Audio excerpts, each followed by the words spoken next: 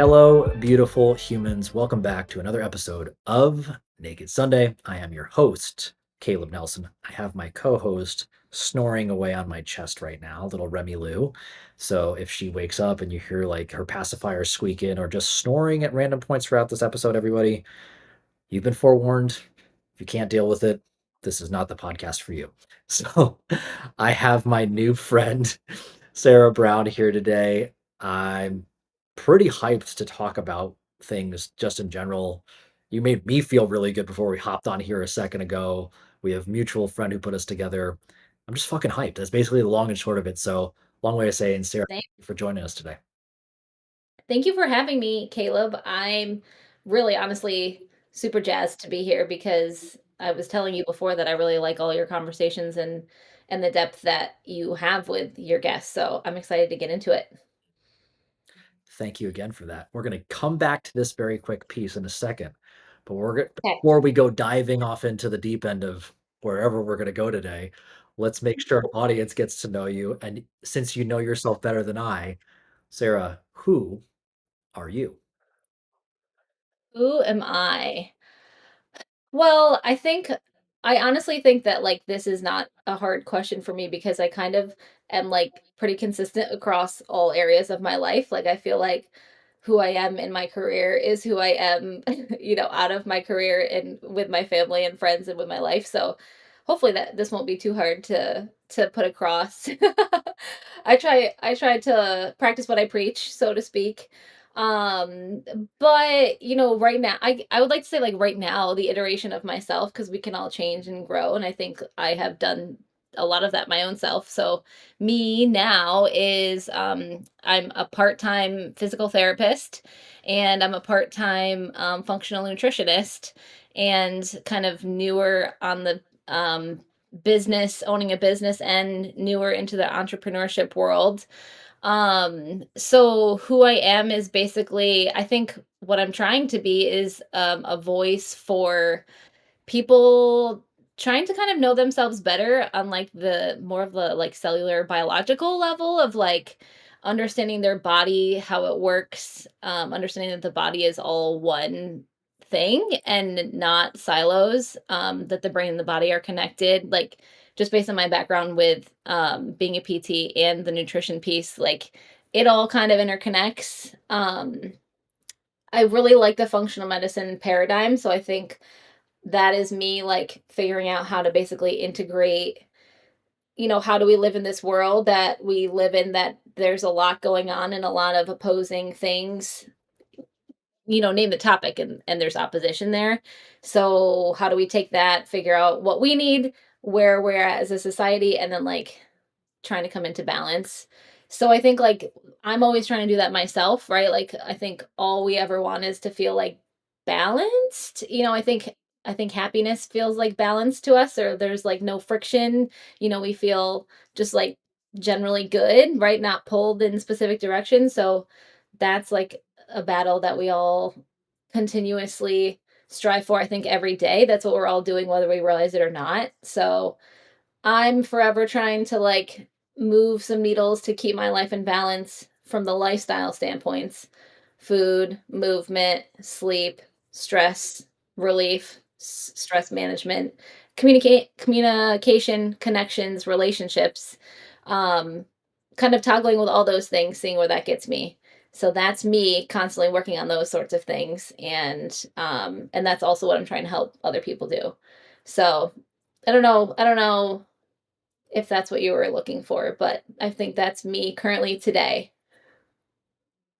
I think it's so funny. I get that response, the final piece of like, I don't know if that's what you were looking for all the time. That's why I love that question. For the record, I think answering that singular question is the most important question we confront in our lifetime. Because if Yeah. you can answer that, it solves the rest of the thing. And Mm, as lo it's mhm. about coming back to who am I? If you're into the which you are into the personal development stuff, Very. your lifestyle is built upon your self identity. your self-concept. Not Yeah. and what most people try to do, as I'm sure you've seen, is they just try to plug and play new shit, more or less ascribing themselves to some new guru, dogma, name your religion, of whatever you want to call it, whether it's a diet in the modern form of paleo or vegan or, you know, fucking whatever. Carnivore, keto. Keto, whatever, name the shit. Or Mhm. fitness regimens or political parties or, that moved beyond the traditional diet thing. Like, we jump from one thing to the one thing to the one thing because we think if we change that thing because there seems to be certainty and, well, dare I call it confidence behind those systems that are outside of us, we will feel more whole internally. And it does work that way for a short bit. Long term, when we get to the end of it and we realize, like, well, not all of me fits into this paradigm. When some Mhm. concept, some policy, some whatever doesn't fit into your inner truth, then we run Yeah. into conflict, real conflict. And what most people do is they just jump from one belief system to the next, as opposed to saying, well, where do I stand in all this shit? Which, when you brought up the balance word, I think often the word balance is very misconstrued, but the balance of learning how to more create harmony and integrate those elements of yourself into your life is what we're doing. So, what I enjoyed about your response is there was a lot of context behind how you approach your life. Mm. My favorite part, and I started thinking, I started going down to like marketing things, like, I'm just a voice for blank. That was a really unique way of starting the who am I statement. That was, I literally, like, I made sure I came back to what you were saying, but I was like, interesting. I should reconsider how I speak about, like, being a voice for blah. Um, it's a long way of saying it. It was fuck. Yeah, like, That was cool. That was really cool. well, now I'm wondering, I'm like, is that a good thing? Like, or is that not a good thing? You know what I mean? What is good? That's good. What is Well, that's yeah. yeah, like, with that whole balance thing, kind of, like, delving into that a little bit, I feel like, again, that can look different day to day, season to season with people, and balance can be being, like, way here, something else is going here the next day, like, life is dynamic, change is the only constant, and I think we just have to, like, expect that we have to, like, move with the times and adjust with like our own needs and our own bodies in again like how are we functioning in the world like you said with like the political environment and things like that. And like when you were saying all those things about like people kind of ascribing to the different like diets and identifying with political parties, things like that, I do feel like sometimes people get so caught up in that heady space and like so attached to those words. But like, what does that mean in terms of like how you live your life? You know what I mean? And I think I'm like way deep in the health world, and I'm definitely like not as well rounded in being like the best human in like knowing all concepts across the board, right? So I think there's room for me to improve in balance too, right? But I do think it's like you also have to regulate yourself at the end of the day too. And so if we get too far away from ourselves, then we throw ourselves out of balance. So finding balance is coming back to yourself, and everybody's self looks different too. Like I think that's like why it's so confusing. I think that's why health is so confusing because there's not, unfortunately, I keep looking around for it. There's not one diet that works for everybody. There's not one diet that works. There's not one anything that works for anybody. And that's like, man, I love a black and white answer more than anybody. But like, unfortunately, the world is not black and white. And I think I finally accepted that. But like, it's taken me about 31 years to get there out of my 32 years. So, I skipped over this part that I love to do, and I apologize, but I'm gonna st I don't apologize because I heard the rest of it, and I really can pick out why I'm going to say what I'm going to say right now. What I appreciate about you is your humility. And it came out in everything you just said right there. For somebody who's got some degrees with letters front or after their name, I don't know where they are and how they write that shit out, or you should decide to. You leaving space open for that and being quite transparent about how it sounds like you've been struggling or have struggled in your life. I'm saying this for anybody who's listening specifically right now as well. You can always tell somebody who's not full of shit by them being willing to say essentially the words, I don't know. That description of, I like the black and white as answer just as much as anybody, but I've learned to accept that that's not the case is profound. In many ways, I feel like my role is to help the world suss out the bullshit, basically help people improve their bullshit detector. Uh, Yep. and I wanted to give you a compliment on that because I thought that that was really beautiful. I have a secondary thing about diets in a second, but I just wanted you to know that I really Mm, admire about you. It's not, I'm sure you've seen as well, it's not necessarily a common trait, especially amongst professionals who are also humans trying to make it in this world. I got bills to pay and all that other shit, and they're just projecting whatever the fuck they're trying to put on social media to pay the bills more often than not. It's not usually out of trying to be a dickhead. It's trying to be like, I have a yeah. family, I have rent to pay, I have that stuff. I think that takes a lot of courage to be as humble as you just were. Well, I appreciate that. I think that's just like the truth of the matter. Like I think I thought that there was a black and white, so I was like, I don't know enough about nutrition. As a PT, I think I can help people with nutrition, and yet I don't know the answers. So therefore, I will go back to school to gain the answers, and then I can help everybody. And like anything in life, like it doesn't matter how many degrees you have, the more you know, the more you learn that you don't know.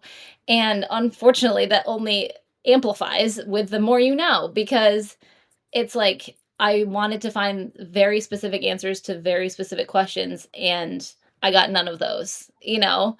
And so was I a little disappointed? Yes, but that was like the humble soup that I had to drink basically of like, okay, this is like reality. And that does like I hear you with what you're saying because I think we assign structure and like protocols basically to people because that is an easy copy paste. It's an easy way for us to stay out of burnout. It's something that I feel like I keep feeling like I need to do in my business and yet I can't do because that doesn't work.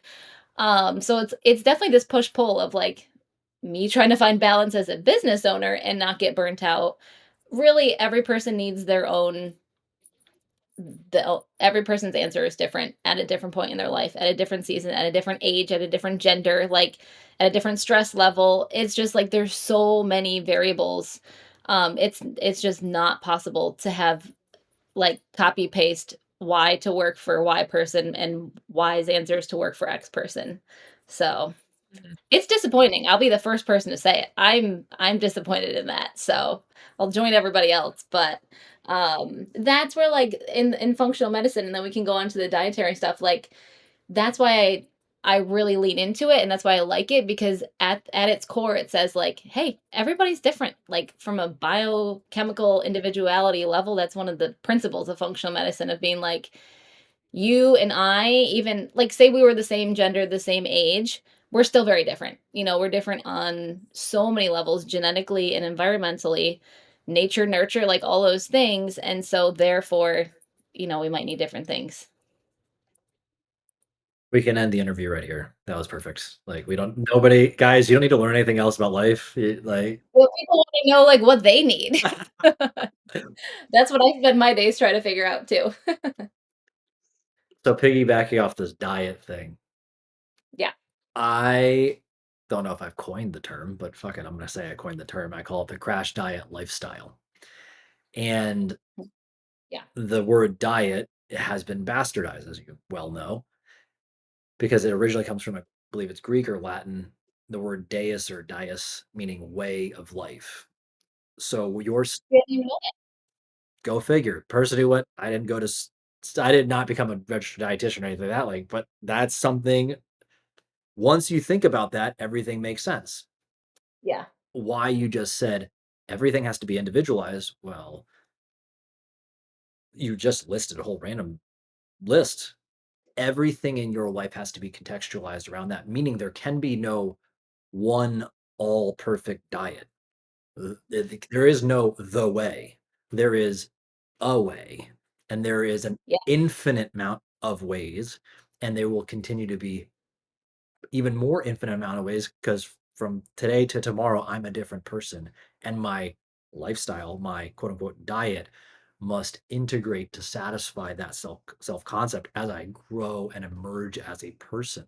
So your statements, they're really beautiful. And again, that's why when we talk about crash diet lifestyle is people are using the identity of all these other labels. And I'm not just talking about like political party or your nutritional diet. I'm talking parent, divorcee, fucking business owner, employee, just the different responsibilities and roles and concepts around what is good. And we're going to get to that in a second.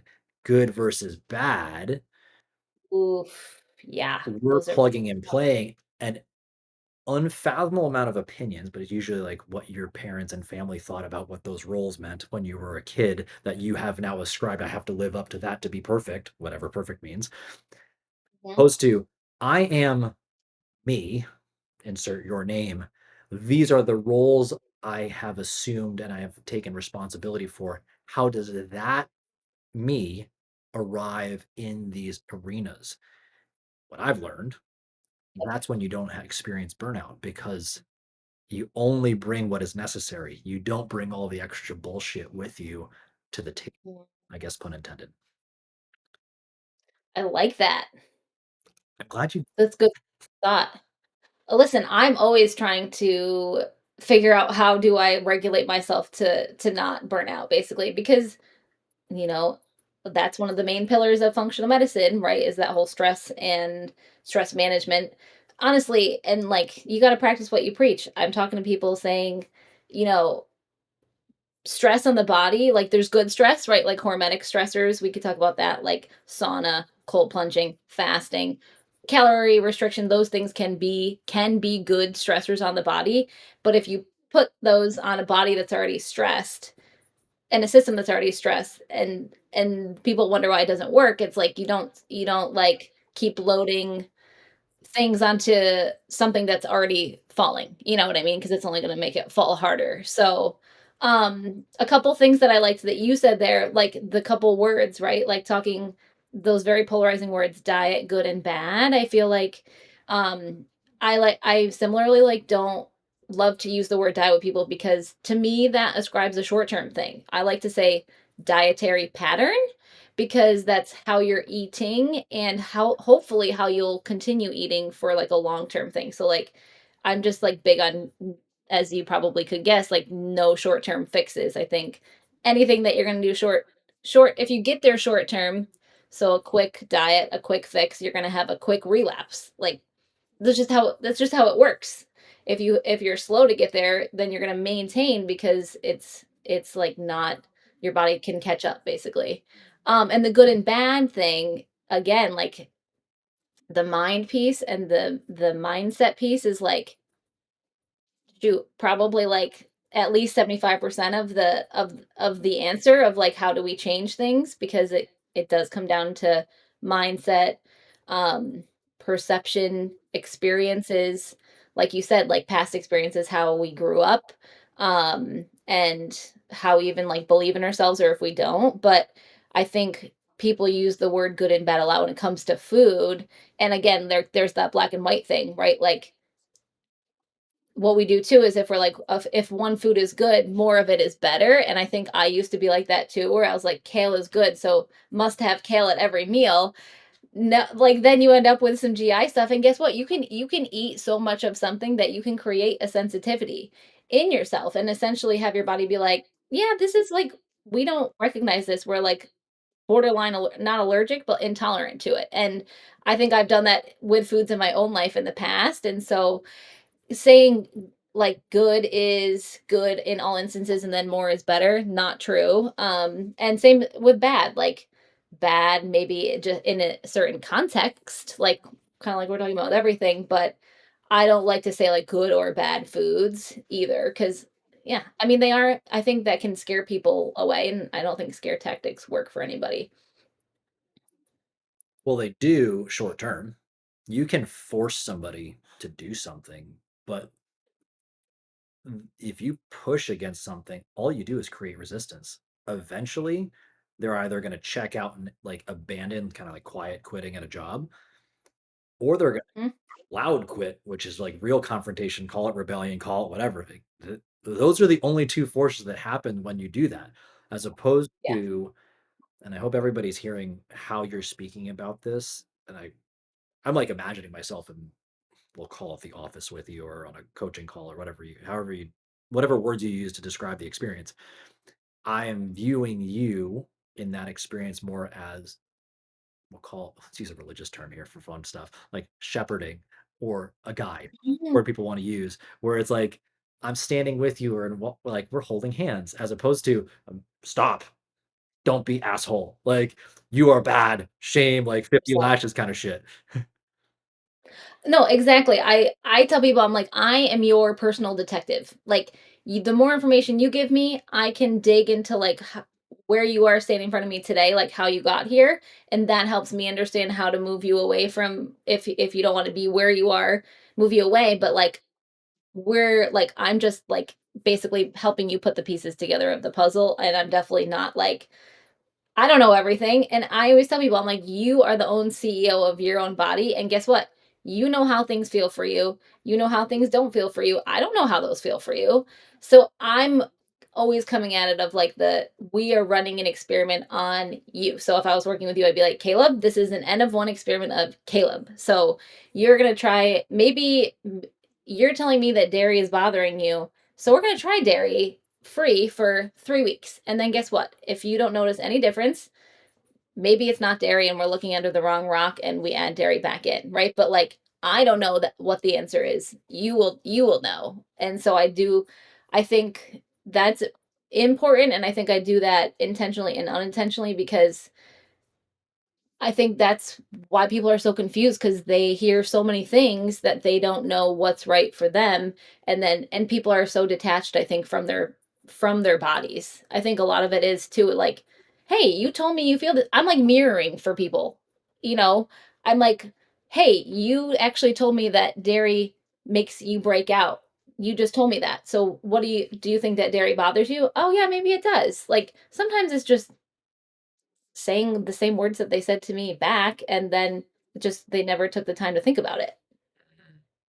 For the record, anybody who's listening, mirroring is a negotiation strategy where you literally repeat the words that people say back to them, and it's wildly effective.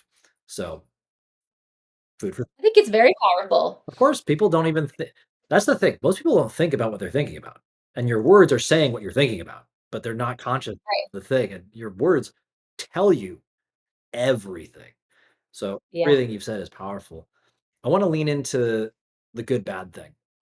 And it's yeah. loop into what we were talking about before we got on here. Context for everybody. You gave me a very nice compliment about the episodes, the podcast, because you not everybody, I have no idea who listens to the podcast. I have zero idea of who listens to the podcast. I listened. Thank you. I felt good about myself for you were telling me, "I like this conversation, da, da, da, da." I followed it up with, "I've been working on this for a long time, learning how to gracefully receive compliments." So I'll leave it at that. Thank you. And you It's hard. and you said something, it is hard. And you said something after. Yeah. So that's where I'm bringing it back to the good and bad thing. The guilt and shame concept as we bring it into lifestyle, but especially in food. Let's start there because then I want to bring out some stuff that I think you'll enjoy after that. So let's just talk first a little about like guilt and shame. We'll use it in the food, health, wellness context first because I'm sure you see it, I mean, everywhere. All the time. Yeah, and it looks like a lot of different things. Like, I think you go back to too, like what motivates somebody. Like you said, like sometimes certain tactics work for certain people. Um, and I think you hit the nail on the head of like guilt and shame can work for short term, but like nobody wants to feel like crap long term. So it's never that's never a long term strategy. And I think a lot of people arrive, you know what? Like this is what I would say. All of the work that I do with anybody is really trying to get somebody to like respect and have like a love for their body. And maybe this is a roundabout way of talking about guilt and shame, but like my only goal for people is to get people to love their body and respect it enough to then want to fuel it in the most positive ways because of a love for their body, right? Like like sometimes we'll say like eat the foods that love you back. So then you eat the foods that are whole foods, colorful, rich in fiber, protein, omegas. Like we could talk about the specifics, but like I want you to do that from and I guess that's the mindset shift of like I want somebody to do that from the perspective of like I'm doing this because I feel so good when I do this rather than Sarah told me I need to eat like this and I want to be at X weight and it's just like what's going to work long term versus short term. Like guilt I think often makes people want to crawl more into a hole. Guilt and shame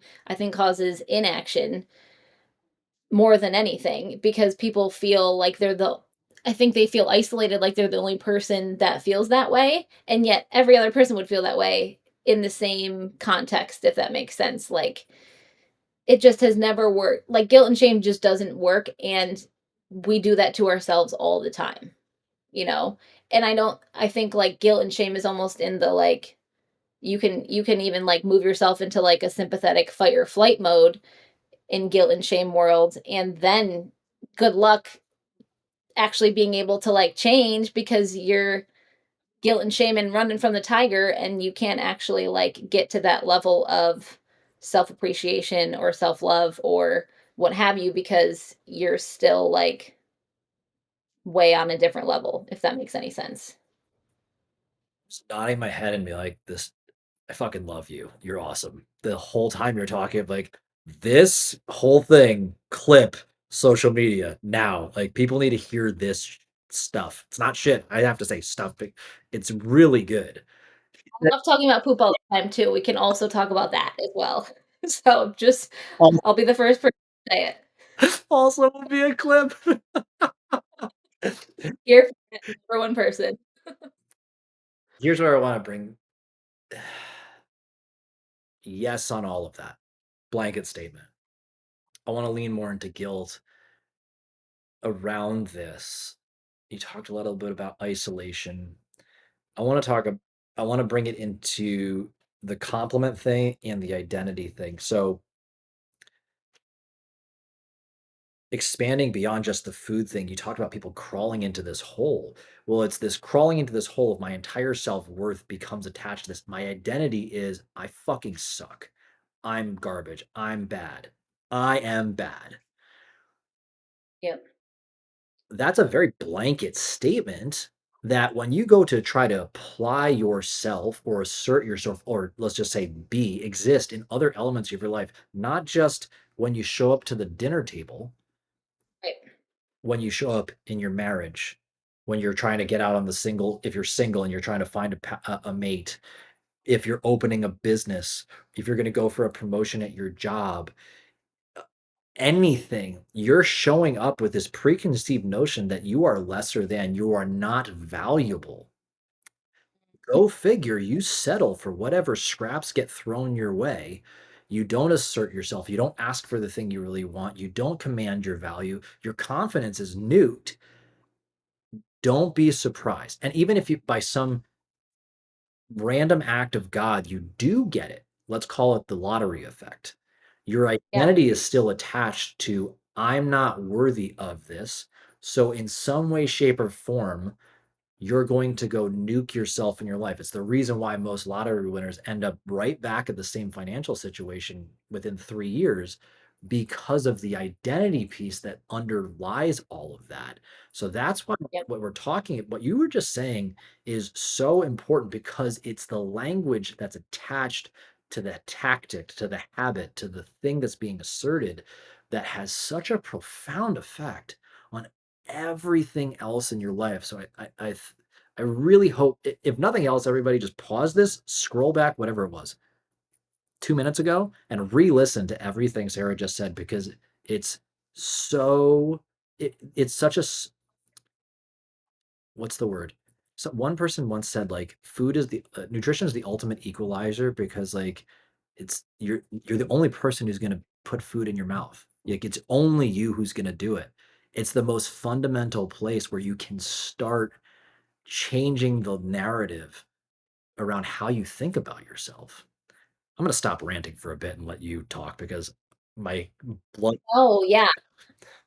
There's, like, so much there that I feel like I want to, like, emphasize, and I think you said it best of, like, nutrition is only one area of your life, but the way you approach nutrition is probably the way you approach your workout, is probably the way you approach your relationships, most likely, right? And I do really always come back to this, like, momentum cycle of, like, it can go either way. So you can have what we call that vicious cycle, which everybody knows of, like, disuse, like, sometimes I'll use it in PT words because I'm like, you stop move you have pain, so you stop moving. You stop moving, so you don't feel as good. So you don't feel as good, maybe you don't have energy. So you don't have energy, so you don't make the food changes. And it's this vicious cycle across the board of like, then you're not attending to your relationships. And like it totally, it's very fluid, all of those things.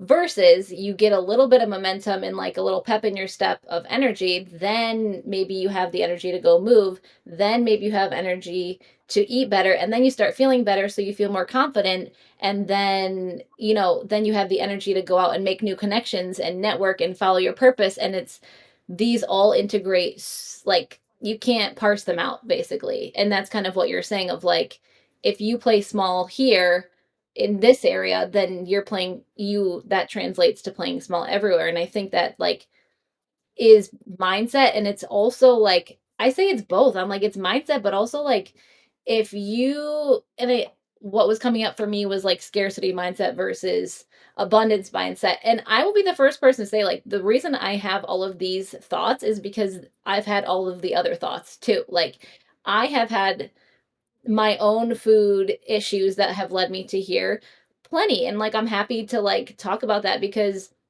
I think hearing about people's experiences is helpful, right? Like when once you're on the other side of things.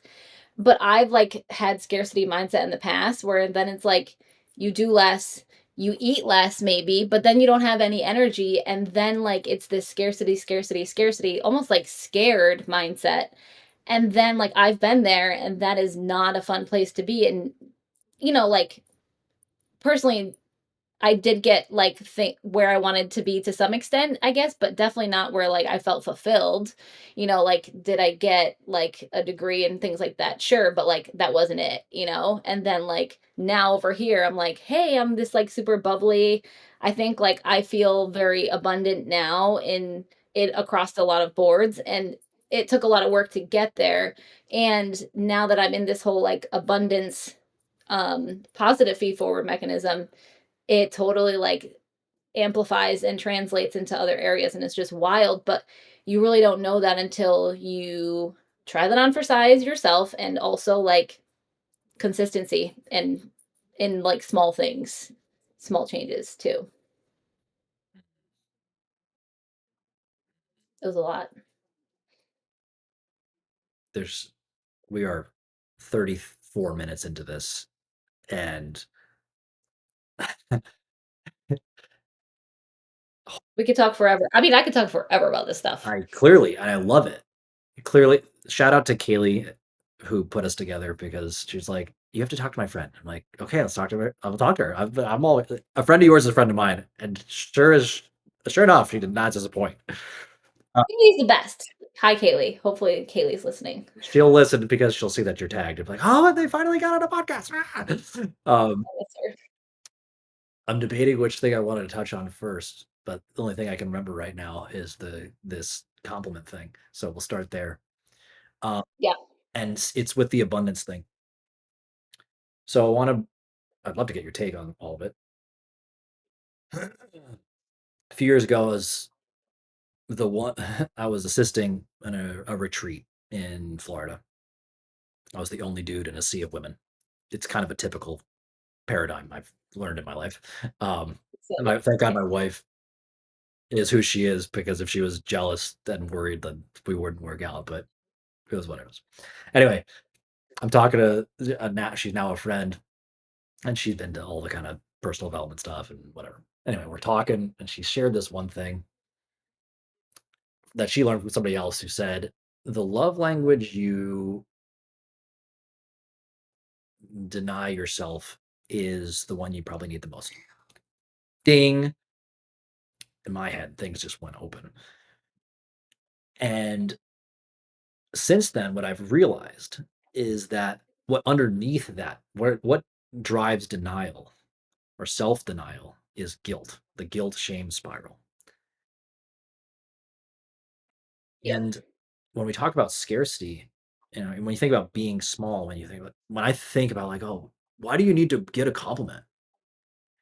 It's that kind of like, you shouldn't need anything. There's a difference between needing something and enjoying and more importantly, receiving. If you know how to receive abundance, kindness, dare I say, love, Mhm. then you know how to also give love. If you don't know how to receive it, you can't model for somebody else who also is struggling with receiving how to receive abundance, whether it's words or kind touch, Yeah. hug, money. If you don't know how to receive with grace and kindness, because of shame, because of like a resistance to it, you sure as hell ain't gonna keep it. It's the same thing about we talk about the lottery winner. Money bad. I don't need money. I have all that, but I've been chasing money is the thing that you're always at conflict with, as opposed to how do I perceive this? So Yeah. finally bringing it full circle about everything we talked about, and I wanted to talk about on the episode when you said like, well, I have something I've worked on too, because what I've learned, and I quote unquote teach it to people and challenge people to do, and everybody who's listening, do it.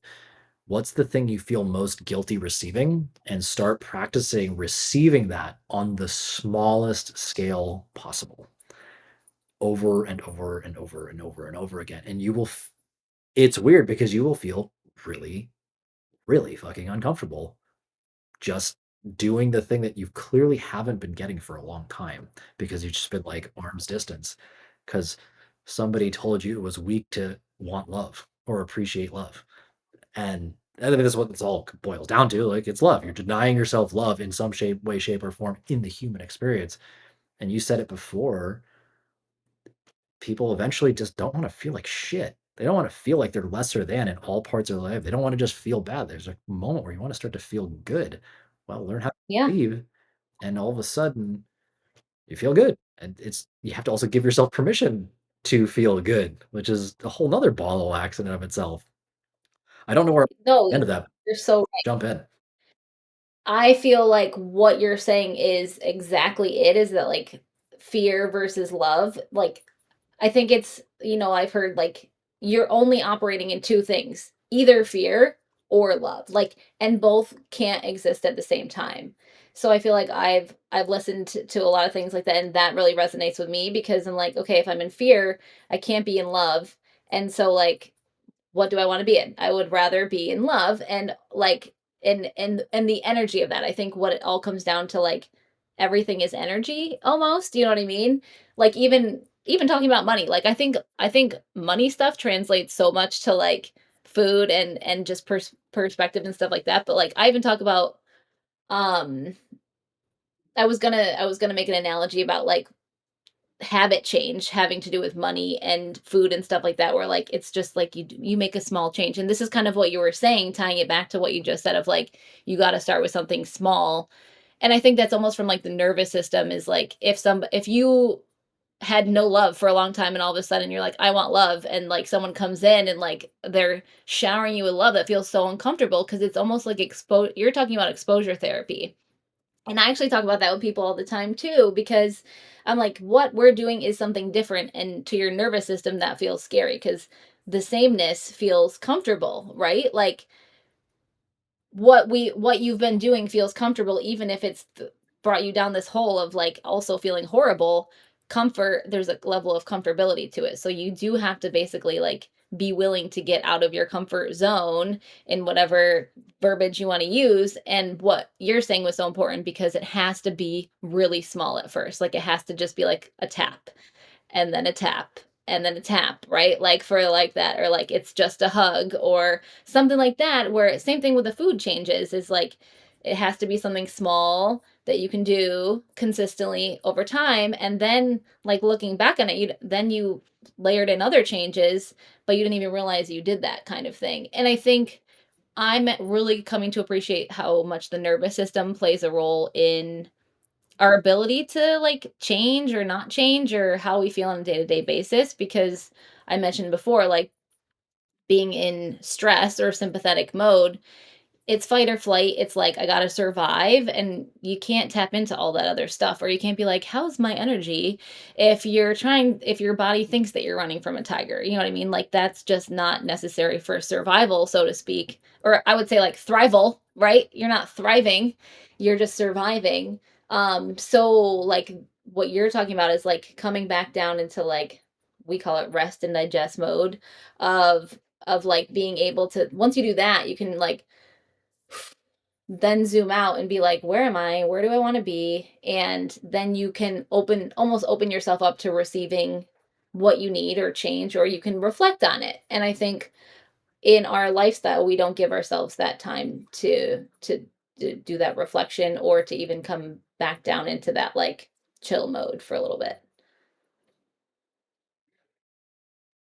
I'm just happy listening to you because it really I get like you. a really joyful experience for me right now. I have little snores and I have just it's almost like you know how they kind of pair up uh lectures with music nowadays? Or like Yes. my weird ass self listens to that stuff. So some people might not even know that exists. I'm planning on taking some of my stuff and doing the same thing. Here's a side note. This is for every I love music.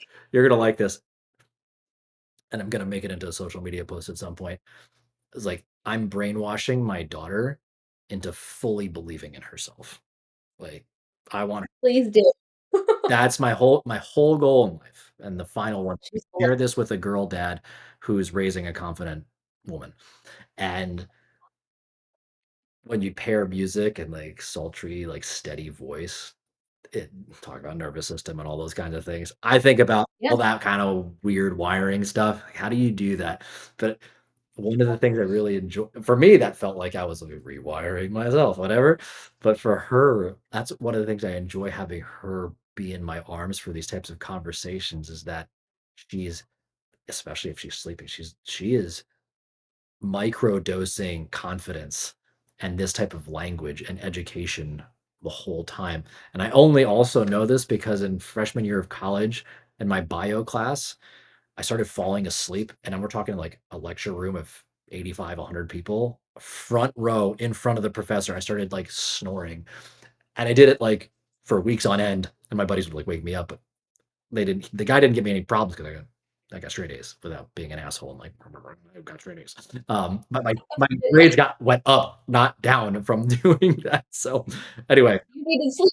You just needed sleep. Listen, sleep is important too. Sleep is integral. 100% because freshman year, everybody kind of throws all their lifestyle consistencies to the wind. Oh, yeah. Um, this whole, I mean, it sounds like what we're talking about is like woo stuff. I think we're getting I think the bridge right now that everybody's using is a little bit like nervous system thing. It's becoming the hot new modality that everybody's talking about on Yeah. social media right now. Here's where it's all gonna end up. And it's like, quote unquote, the ancients, mind, body, spirit. We're gonna for the record, I've just been rebranding. So there's a heavy bias here, everybody. Heavy bias. Choose to not listen to me at any point here. We all have a bias when we're talking, by the way, so Heavy bias. I grew up in a cult, so I try not to pitch myself as the fucking savior because I'm definitely not that. Um, where it's all going to end up is self concept, spirituality. Who are you? Because the nervous system is the interface basically between the head and the heart. And the heart, from a spiritual lens, like how are we connecting to the soul, which is That's a whole nother conversation in and of itself. But Well, everything we're talking about in this entire conversation, we're all just using different language to say the same shit. So that's what everybody mhm, needs to start to really grasp. Person who looks different from you across the way is preaching the same gospel just in a different shade. We just don't know it. We think we're separate from each other, but we're not. We're the same fucking person. And once I grasped that, I think I talked to you about the Hermetic principle before, as above, so below, so within, so without. Are you familiar with that? and me. The Hermetic principle, it's first or second, I don't remember which one it is. As above, so below, so, so the universe, so this. As above, so below, as within, so without, so the universe, so the soul. Essentially, what is outside of you is within you, and with vice versa. We talked about mirroring before. The thing that's changed my life is that everything is just a mirror of what is going on inside of me. So if I get real angry at something, if I hate something, oh, you struck a chord with something I don't like about myself, or you woke something up in me of like, what do I care about? If I love something, if I find beauty, oh, I'm seeing beauty in myself. It has profoundly changed how I interface with my life because especially you talked about between the fear and love thing, there's only two. It's a choice. Do I want to see this with love or I use hate instead? Like, do I want to see with with hate? Because hate's the primary expression of fear. We Right, know it. right, I'm going to be angry at it. I'm going to push it away. I'm going to cast it aside. I'm going to fight it. But if we hate something, our instinct when we hate something is to destroy it. Well, once we flip the concept and say this is all a mirror, if I'm going to destroy that thing, I'm also destroying myself. Woof.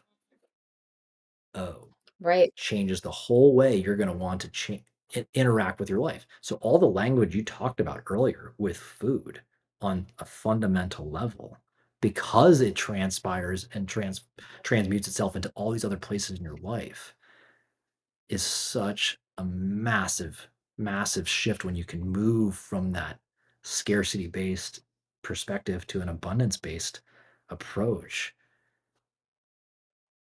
That's all I got right now. That's Well, no, I'm just, like, sitting here like, yes, like, the spirituality piece is, again, that's kind of, like, hanging on the relationship community, like, being with others, being in relationship with yourself. I think, like, that's where we've gotten the farthest away from right now, and that's when, like, we're all suffering, you know what I mean? Like, in today's day and age, like, you know, everybody's more than not we're suffering, and I we've gotten so far away from any aspect of spirituality. And again, like, I'm a faith-based person, but that can look different for a lot of different people, and that's fine. I think, like, it does come down to feeling a part of something bigger, and that takes away, like, the pressure of you having to be everything. Like, I think, to me, so, like, in the past couple years, I did have, like, a lot of, like, life stressors going on, and I, had a certain level of anxiety and things like that. And what really helped me was that when I took the pressure off myself and being like, this is not just happening to me, this is happening to everybody. And also, like, I'm a part of something bigger, so I don't have to, like, recreate the wheel and, like, be everything for everyone or be everything for myself, because, like, we're all just trying to do this together. And I think that's, like, it's like, for me, it unloaded a lot of pressure off my own shoulders, maybe.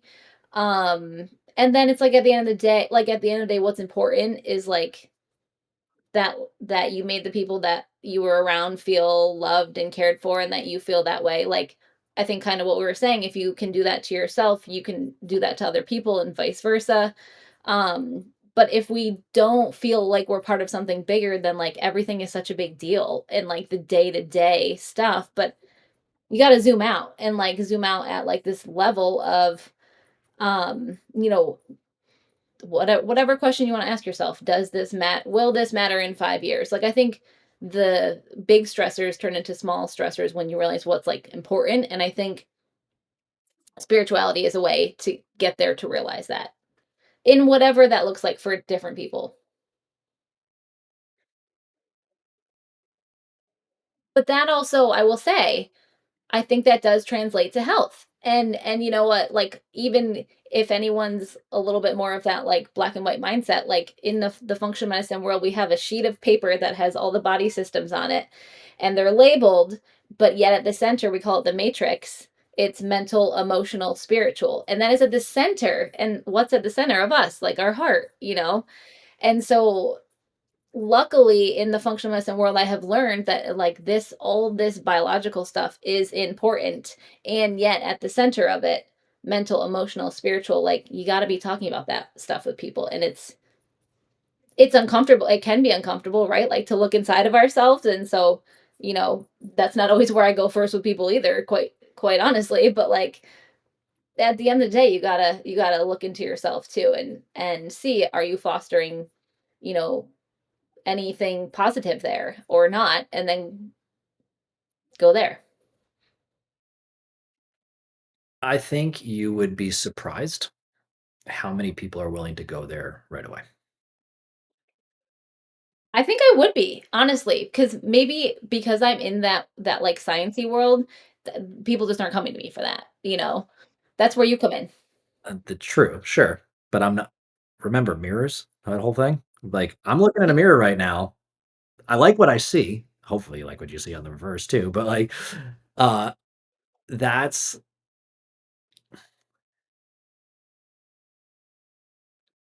how do I say this?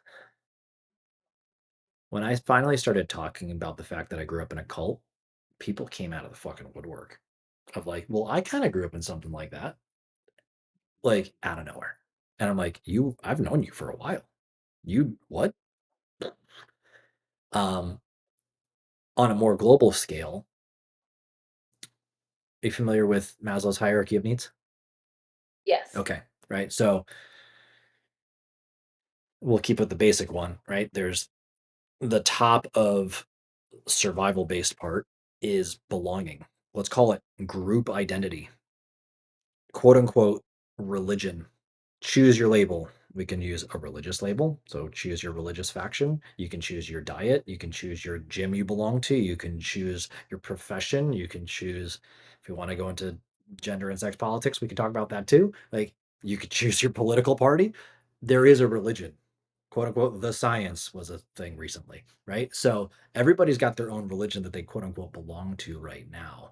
And it's a group identity, I believe. So here you go. Here's a Caleb proclamation manifesto moment. I've said it in a few ways.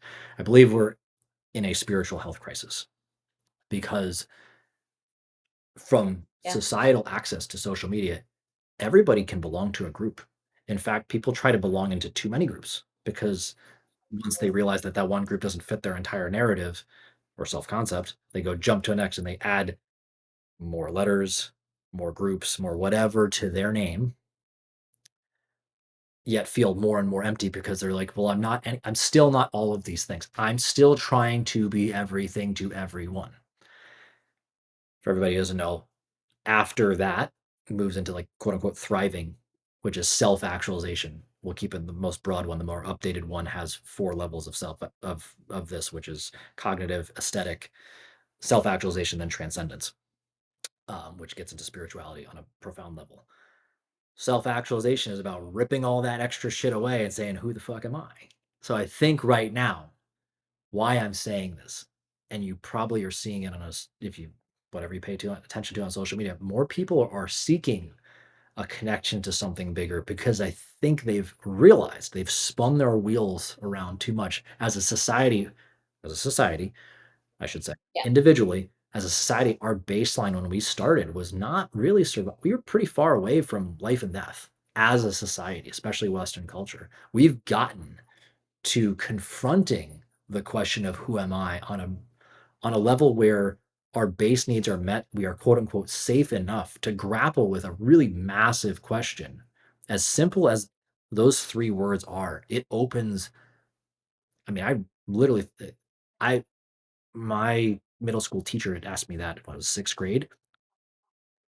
Fucked me up, or at least I thought. what it really did was open my mind. I'm 30 I'm 38, almost 39 right now. I just am starting to kinda grasp that. So, Yeah, it's a journey. it's a journey, and you have as everything you talked about before with the experiments in your n equals 1, which was such a fire example, by the way. I was like, I haven't thought of, like, experiment language in a long time. For the record, anybody, don't ever ask me to run formal experimentation for you. You will have really shitty paperwork. Um, I'll do it. you'll do I need that in my life. I need more people like you in my life to keep me s buttoned up on things. Where I was going with that is, basically, it's a long way of coming back to complimenting you. I hope people can more people need to hear the way you're speaking about the quote unquote practical, the tangible, the physical stuff, because all this spiritual stuff manifests itself into the practical. Not in the way of like, I'm just gonna wish upon a star and it's gonna show up in front of me. Like that kind of manifest that most people think about like, "Ooh."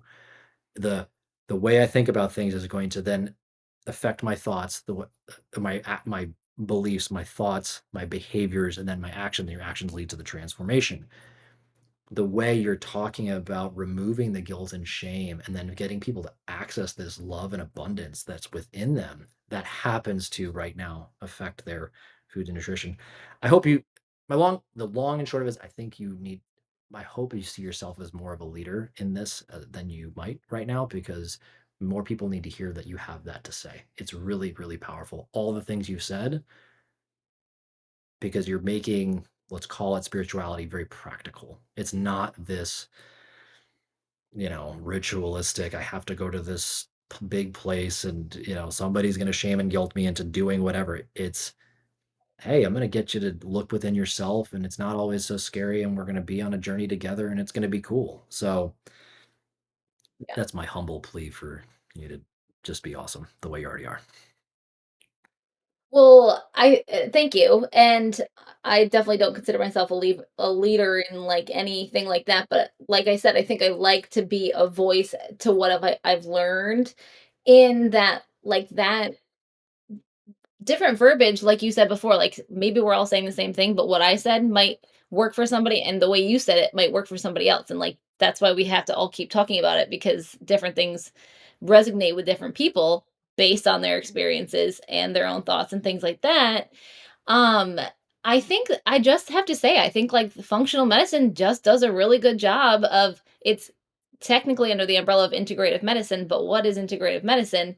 It's recognizing that there are a lot of variables, and it's, like, giving ownership to the fact that they all combine into making someone a human, right? And so, I think, like, that felt really nice to me learning that, and I think that's why I try to, like, it's not I think percentage of people who know actually what functional medicine is, I think is growing, and I still feel like it's small, of like people hear the word, but like what does it mean? It's like integrative medicine and things like that, but like luckily, and when I went back to school, I did learn this and like going through my mentorships, we get deep into the research and like there is research to back this up. I think like that's what was helpful for me to be able to be like, no, you guys, seriously, like this works. Like you delve into the research and there's research studies on how people who have a purpose in life have better physiological biomarkers and the like talking about research, right? Like to run a good controlled randomized controlled trial, right, which it would be the best type of research, would be like to have one controlled experiment. And that's also the hardest thing is that like life isn't just like one factor. So that's what makes nutritional research really hard to parse through. And that's why nutrition is really hard to understand because you can isolate a food, you can pull one food out, experiment how it impacts the cells or the body, and then like guess what? Nobody eats just one food. So like then you put it in with all this like vacuum with all these other things. Um I know I'm kind of getting into the science here because I like to like delve in there, but what I'm saying is that like there's also research study on yes nutrition, but like how being a part of a community is so great, and also like again spirituality of like being part of something bigger. Having relationships. I mean, like people talk about, we like you said, we're in this essentially like epidemic, and we know we're in a loneliness epidemic, and loneliness is worse on our health than smoking 15 cigarettes a day. Like that's a known fact. Cigarettes are horrible for you. 15 cigarettes a day, like if you actually think about that, that's wild. And so like that shows us how important relationships are and connection and things like that. And I feel like once you start to, what I think, again, I talked about like this weight, feeling like this weight off my shoulder of like, I'm trying to tell people that, like, yes, let's work on your nutrition, but like, it's not only your nutrition that's not having you feel the way that you want to feel, right? Like, again, going across the boards. And so, like, I think it was helpful to be like, how can I work on my relationships or dealing with other people or interactions? Or maybe I should just be like, go do more community things. Like, legitimately, that could be a prescription for somebody is like, hey, go join something. And guess what? Then, like, certain wild health symptoms kind of once you start to teeter on a couple of those things, they kind of go away and you kind of forget that you had them. And, to the point of like the guilt and shame thing, like you can white knuckle your way through something, or could you do it a way that's actually enjoyable and sustainable and have a bunch of joy and abundance and love in your life? Yeah, like you can still get the outcomes you want in a much more fun, approachable, sustainable way, and it's just, I think, less commonly talked about, I guess. Fun. You need fun to live life. You don't need fun to. We do need fun, laughter, right? Like, we need laughter. I'm like, I need more laughter in my life all the time. I'm like, I love watching comedians, right? Because I'll just sit there and Oops. die laughing, and, like, that's good for health too, right? Like, health looks like so many different things, you know? It does. I was just really mocking old Caleb there, really was like the internal voice of grind, hustle culture thing of like, you don't need fun. You can be miserable. Oh, but, like, This is same. success, So, right? Okay, yeah. cool. So I'm not alone. There we go. The only way I'm here now is because I wasn't there and life wasn't fun, And so, like, again, all we can work on is our own experiences, but I totally agree with you. Yeah. We're gonna rapid fire our 3 fun questions. I could otherwise be here with you for the next 5 hours because clearly we've got plenty of things we can unpack in all of this. We're gonna have to have another chat after this anyway, just because I have so many cool, fun things. Question number 1: what sports or creative activities did you participate in when you were younger, and what was your style? Like, how did you play? Oh, I like the second part of that. Um, I played basketball when I was younger, so I, like, tried different like, multiple different sports, softball, soccer, but then basketball was kind of, like, my main sport, and then it's funny because like, looking back on it, I'm like, "Oh, that does check out," right? Like, then I started playing basketball, like, every season that I could kind of thing, and then it was, like, just basketball. Um, and I how did I play it? Oh, like, I cared way too much. I was the person that, like, we would be playing modifieds, we're talking 6th, 7th grade basketball, and I would be bawling after the games that we lost, which was every game. Um, Bawling and, like, wouldn't talk to my parents for, like, the rest of the evening because I was so upset about it. So I took it way too seriously, which is funny because I feel like I have done that in life, like, since then, right? So looking back, it's very interesting. And maybe I don't know if that's why you asked that question, but, like, to me, it was like a reckoning. It was like, "Whoa." I actually, like, took it way too seriously, like, I thought it was all because of me that we lost. Like, I was a point guard at that time, so I think I was like, "It's because of me or what I did or what I didn't do." And I also felt like I was the only one that cared, and, like, so that bothered me because I was like, "Why don't you guys care that we lost?" And then, like, looking back, I'm like, "Wow, maybe they were the right ones, and I was the one that cared too much." So, I played basketball, and I took it way too seriously. That's my short answer. The You answered the second my follow-up to this about play, but ironically, you've been the same person all along. You have been, but here's the difference. You also played point guard. What is a point guard? They're a facilitator of Right. scoring, of growing, of winning, whatever. And your reflection around maybe they had it all run right of let's have some fun. Here's what you've realized. and you knew it all along, but you were fighting yourself. So, very meta answer. I'm not going to go into the reasons how I learned that play is so powerful with that because it's on old episodes. Question number two, because I'm against the clock. Tick, tick, tick. Mm, Question well, that's two, interesting, and yeah, like that. it's a lesson for me to learn, quite frankly. It's a huge lesson. How do we play? Learn that and you'll understand. Question number two. You're stranded on a desert island. You get to bring one movie and one TV series. What are you bringing with you and why? One movie and one TV series.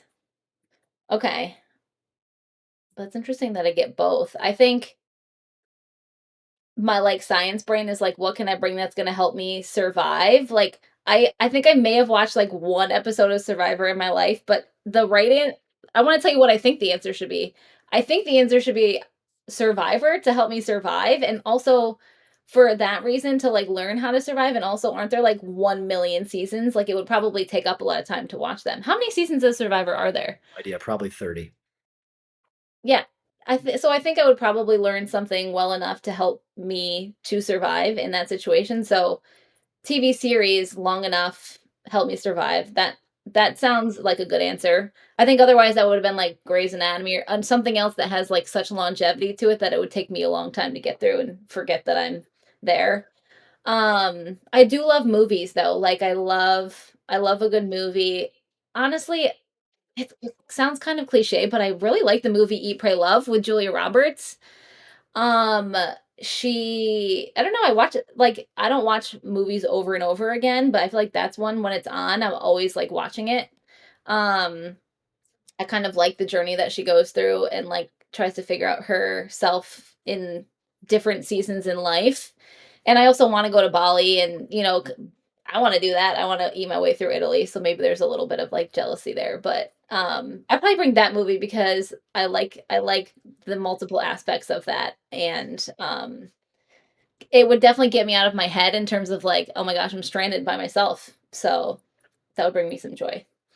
The way you just answered that question made me finally realize that there is a through line through how everybody has answered this question when I started asking movie and like that you get two.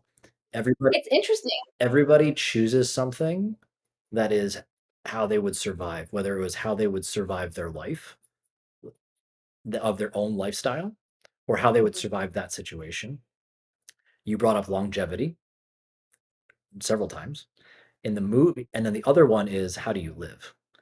Usually it's something with comedy, something that makes you laugh, something to have Mm. fun. You talked about her life journey, echoed a little bit of how you were saying, like, I want to go to this. How do I have fun? So I believe what I'm saying here, well, what I know that I believe is not that I know, but I know that I believe it, is that the media we engage in tells mirrors tells us a lot about how we look at life and how we see things. So the things we want to choose to re-engage over and over again is going to show up in the media we would bring with us in those scenarios. So I agree with you because I personally hate scary movies, and I don't ever wanna be scared, quite frankly, or, like, spooked out of my mind, so I think based on that, I completely agree with you as well. That's cool. Like, I think that does make sense. What we engage in is deeply what we want, maybe. I had on another episode, you'd like listen to it. Sarah Meyer, she was my first online, we'll call it business coach, or client, I should say. And there's a few episodes ago, Stronger Lifts. She has a mic drop moment where she quotes a friend of hers that attention is worship. And that is aligned with that. What we are engaging with attention wise is worship. 1,000%. Final question of the fun three questions before we close it up, because I do want to respect your time. I know you got something. What's your deathbed meal and who are you sharing it with and why?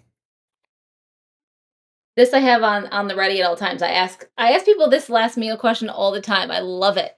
Um, Thanksgiving dinner. Thanksgiving dinner is my deathbed meal. Um, for sure. I mean, like, piled high, all of it. And then who am I yeah, equally important, who are you sharing it with? My family. Um, my dog would still be alive. We'll say my dog is still alive on my deathbed, so she's living forever, so my dog will be there, but my family, that's the most important thing. This is the one I will explain because I like to explain it every time. I have a question I like to ask: Who's holding your hand on your deathbed? Long story around my dad almost dying, blah blah blah. I'm not going to go into that. Where I'm going with this is back to the mirror on your deathbed. The people looking at back at you are a reflection of your growth in this lifetime, your pursuit of the ideal self. So it makes a lot of sense of what you get to see back, staring back at you, and what you want to see staring back at you. So it makes you question a lot of what we do right now. And food, I believe, Yeah. family dinner is we're going to, world peace is going to be solved one family dinner at a time. 1,000%. I mean, like, if you could bring it down to something, you learn so much from being at the I think that's we've gone away from it, right? So we need to, like, go back to that. Wow. I like that. I'm gonna take that. Run. Run with it. You're more than welcome to. All this stuff is not for me. It's all for her and everybody else. Um, I Wow. I really just want to keep talking to you, but I know you have a client in a little bit. I know, me too. Next time, If part 2. if somebody's listening right now, they're like, "Yo, I want to I want to approach my nutrition from a functional standpoint that fits my life, that works for me and sustainable." She's got the right language. She's got the right headspace for this. I want to go on that journey with her. What's the best way for somebody to connect with you? Thank you. So I see clients both telehealth, and in person. So either or, some people have strong preferences there. So my website is corerestorenutrition.com. And I like am happy to talk to people first to see if we're a good fit because I think like people interview me just as much as I'm interviewing them, see if that like we're gonna work well together. And then I'm s- moderately active on Instagram, whether I like it or not. And so my handle is like Sabro underline restore for Sarah Brown, Sabro underline restore. I try to provide like somewhat helpful information for people, and post as little as possible and yet as much as possible at the same time. And then I'm on Facebook and LinkedIn at Core Restore Nutrition. So thank you. If everybody is lazy like I am, don't worry. That's all in the show notes. Just go there real quick and you can click it real fast. I promise I put it there. If I messed up, she'll let me know and I will stop being a dumbass and fix it. So there it is. Uh, Yep. Yeah, and I do, I do one-on-one, and then I also do run a couple group programs a year because sometimes people like that group setting. And so I think January will be the next group program that I run. So TBD. I will reiterate what I said earlier in this program. And every time I say program, I feel like an 80-year-old grandparent in like Midwest. My program. Have you been listening to the program for this entire time? That went back I like love the that. 50s or 40s or whatever that was. Anyway, I promise anybody who's listening, I have been around a lot of coaching, coaching, advisory, whatever word you want to use for it. You have. She passes the BS detector by a fucking landslide. So, guys, this is I shit you not. I want people to get the help they really need. Please do yourself a favor. At least a minimum, go follow her, but definitely connect if you're struggling because I know so many people who really struggle with nutrition and it's a really important part of your life and you will get it. I want you to be healthier and happier. So stop being fucking dumb. Go do it. That was a shame. Love yourself enough. And I love It's confusing. It's confusing. confused It is. there. So I love you. I want you to respect yourself as much as I love and respect you. So go do that. Sarah, Love that. let's leave us with one final words of wisdom for our listeners today. Ooh, okay. I would say, like, honestly, the first thing that anyone could do if they want to start to change is to like recognize patterns in your own life. So like sometimes that looks like starting a food journal, or it could be like starting a habits journal or something. And just if you want to change, you have to see where you're at first to know where to change. So I think like getting curious, maybe that would be like the short version of that, of like get curious about what you're doing and then you can see where you need to change because I think that's the first step. So get curious, be curious. You're awesome. Wait, Ostium, listen to me. I can't even I'm so excited, I'm stumbling over my own words. There, you're great. I'm so grateful. Well, you're awesome. This was been, like, the best conversation, the easiest thing I've done all day. I try to And Remy also. you were so peaceful, she slept through the whole dang thing, so thank you for being you. That's a great sign, a great sign. Just passed out. That was impressive. Looks like a good solid nap. Oh, yeah, I'm crushing dad mode right now, like, I feel good about myself too, so that's what it's really about, Levels. damn it, so We're dosing. We're giving her exposure therapy. This is good. This is good. I love it. Sarah, you're great. Thank you. Everybody, go check out Sarah. Maybe one day when you have your podcast going or you have a podcast too, maybe one day I'll come chat on that too, we'll have some fun. Oh, definitely. I have decided that I am gonna continue that. So that was initially like a limited series thing, but, I will have you absolutely have you on my podcast. I promise I'm a good guest if you want somebody who can talk a lot, so you'll be okay if you need that, so All I need. That's all I need. So it'll be TBD on when that happens, but that will happen. I love it. Everybody, go check her out. Thank you for listening. Thank you for sharing your time, your energy with us today. And until next time, I remind you to love every